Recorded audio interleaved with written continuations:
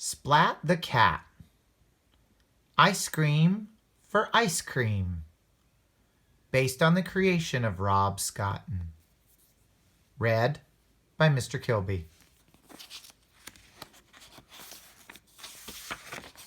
Splat the cat. Ice cream for ice cream.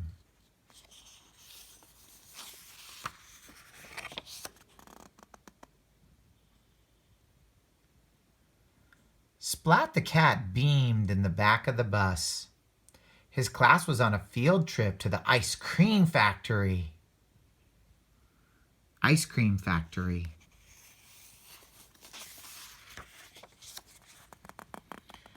I could eat 4 ice cream cones a day, said Splat. I could eat 15, said Plank.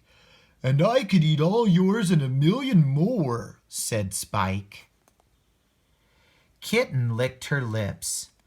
I scream, you scream, we all scream for ice cream, the friends cried.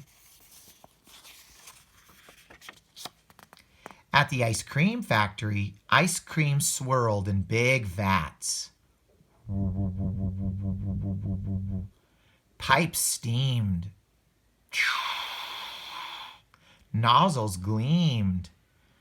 Wow, said Splat. What a dream. The factory manager greeted them. I am Mr. Jellybean, he said. Who wants a tour? Hooray, sang the cats. I scream, you scream, we all scream for ice cream. Mr. Jellybean led the class to a back room. The cats' faces fell.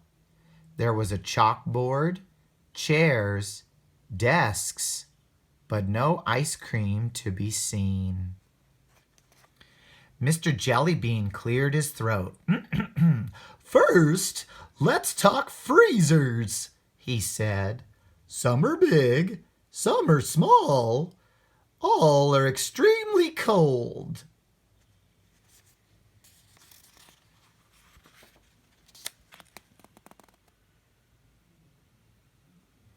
Mr. Jellybean talked on and on. He seemed to love his freezer theme, but the cats did not. Their eyes glazed over. Their heads drooped. Splat began to daydream that he was making ice cream. He closed his eyes and leaned against a big red button. Beep! Alarms blared. Lights beamed.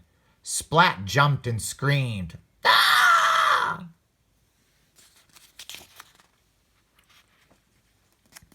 Steam puffed out of a big pipe. Then, splat! Ice cream streamed out. It became a huge ice cream wave. No!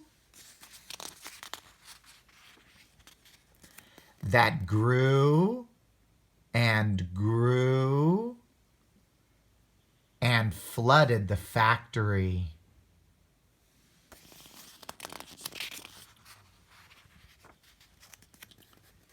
Now that's a lot of ice cream, said Plank, taking a taste. Yum!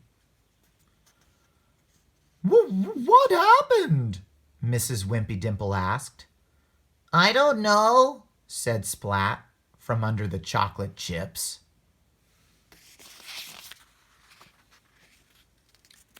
The class cleaned themselves up. Mrs. Wimpy Dimple counted heads. Everyone was there except... Seymour! Splat screamed. I have to find Seymour, he said. He ran back toward the door. Wait, Kitten cried. We'll come with you. We're a team after all. Inside, the team checked out the ice creamy mess. Let's look, they said. Be careful, Splat said. Seymour is so small, we may not see him under all this ice cream. With brushes and buckets, the cats cleaned and ate their way into the factory. "Seymour!" Splat called, but Seymour was nowhere to be seen.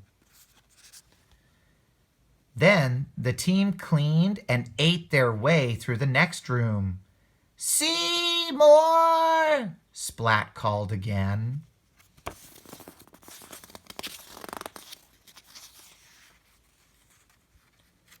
The team continued until the factory gleamed, but it seemed Seymour wasn't anywhere under all that ice cream.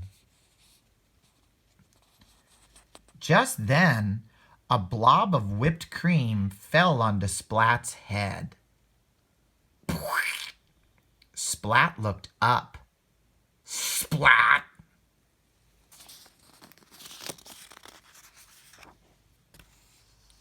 There was Seymour. He was way up on a beam.